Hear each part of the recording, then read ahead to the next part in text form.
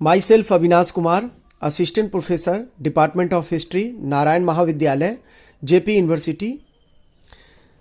आज PG fourth semester के paper 2 का यूनिट 4 है हड़प्पा सभ्यता की कला।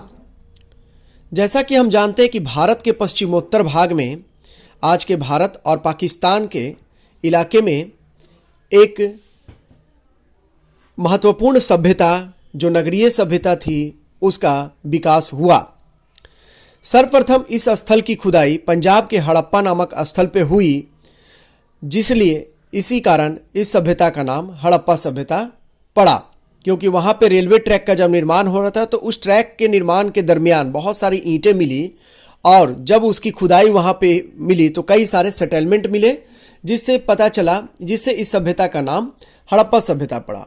और चूंकि सिंधु नदी के द्वारा यह जो है पोषित हुई, इसलिए इस सभ्यता का नाम सिंधु घाटी सभ्यता भी कहा जाता है। यह भारत में जम्मू कश्मीर के मांदा से लेकर दक्षिण में नर्मदा के मुहाने तक, पाकिस्तान के पश्चिम में मकरान तट जो आज के बलूचिस्तान में स्थित है, और भारत के मेरठ तक में त्रिभुजाकार रूप में फैला हुआ है। सिंधु सभ्यता की कला सबसे आरंभिक कला का परिचय देते हैं। पहली बार इतनी सुसंगठित, बहुआयामी, अस्थायी और उपयोगितावादी कला का परिचय मिलता है भारतीय उपमहाद्वीप में। इस कला के कई सारे तत्व थे, जैसे धातु शिल्प था।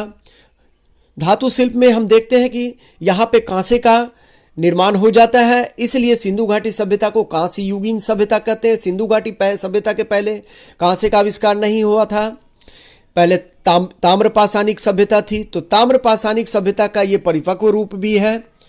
तो यहाँ पे हमको धातु शिल्प भी मिलता है। धातु शिल्प में आपको सोने चांदी के शिल्प मिलते हैं, ऑर्नामेंट्स मिलते हैं, फिर आपको कांसे के मिलते हैं और भी बहुत सारे मिलते हैं। पाषाण शिल्प, पत्थर के शिल्प, फिर एक कुम्हार के चाक से निर्मित शिल्प या मृदा शिल्प, सिलखड़ी की मुहरें, चित्रकारी है और इत्यादि। धातु शिल्प हड़प्पा सभ्यता में एक सर्वोच्च स्थान रखता है। यह सभ्यता कांस्य युग की है, इसलिए इस धातु शिल्प का परिचय मिलता है। वस्तुओं से संकेत मिलता है कि हड़प्पा सभ्यता के शिल्पियों में कसेरुओं के समुदाय का महत्वपूर्ण स्थान था।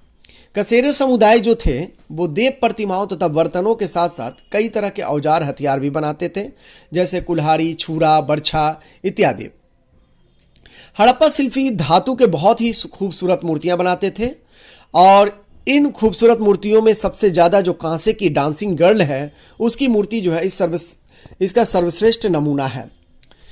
मिट्टी के शिल्पों में बहुत सारे उदाहरण मिलते हैं, जैसे मिट्टी की बहुत सारे पोटरी मिलते हैं। लोथल से मिट्टी के भी बहुत सारे बर्तन मिले। लोथल जो गुजरात में स्थित है। आग में पकी हुई मिट्टी के बर्तन को टेराकोटा कहा जाता है। टेराकोटा का प्रयोग या तो धार्मिक और गैर धार्मिक दोनों कार्यों में किया जाता था, और पुरातात्विक साक्ष्य के रूप में यह महत्वपूर्ण स्रोत के रूप में काम करता है। लेकिन इन सब में देखा जाए कि हड़प्पा सभ्यता की मुहरें या सीलें उसकी सर्वोत्तम कलाकृति है। अब तक लगभग 2000 मुहरें प्राप्त हुई। यह मुहरें ऐतिहासिक स्रोतों के लेखन में भी काम आती है, क्योंकि इन मुहरों पर लघु लेख भी है और एक सिंगी जानवर के भी आकृतियां दी गई है। तो ये अब इसके अलावा भी हम देखते हैं कि कलाओं के जो है मतलब कि विविध जो रूप मिलते हैं वो हमको पुरातात्विक साक्ष्य के रूप में काम करते हैं। और इन कलाओं से ये पता चलता है कि उस समय मानव जीवन में जो कला के विभिन्न रूप जो थे, जैसे चित्रकारी, वास्तुकला, धातु शिल्प कला और भी बहुत सारी कलाओं का विकास हो गया था। ज़्यादातर इसमें जो कला मिलता है वो नगरीय सभ्यता के कला के साक्ष्य देते हैं। इसके अलावा हम दूसरे चैप्टर में इसके वास्तुकला पे बृहद रूप से चर्चा करेंगे। तो एक कंक्लूजन हम देखते हैं कि जो भी हड़प्पा सभ्यता में कला की जो अभिव्यक्ति हुई है वो बहुआयामी है, उपयोगितावादी है और अस्थायी पृष्ठभूमि की है।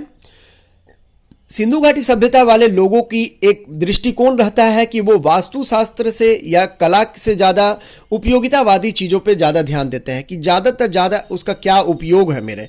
तो उपयोगितावादी दृष्टिकोण के आधार पे ही उनको कलाएं विकसित की जाती है।